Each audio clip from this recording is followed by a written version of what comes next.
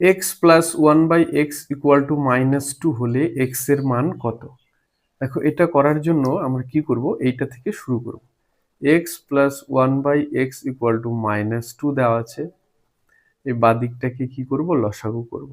X এর নিচে আছে কত, 1, তাহলে 1 আর এক্স এর লসাগু হয় এক্স।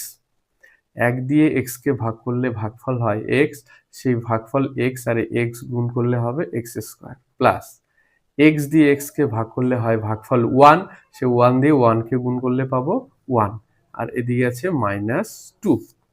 এবার বজ্র গুণন করব, -2 এর নিচে 1, 1 দিয়ে এটাকে গুণ করলে পাবো x square plus 1 equal to, আর -2 দিয়ে এটাকে গুণ করলে হবে -2x। এবার এটাকে এই পাশে নিয়ে আসবো, তাহলে আমরা কি পাচ্ছি, এক্স স্কোয়ার মাইনাসটা এই পাশে আসলে হবে +2x প্লাস 1 ইকুয়াল টু 0।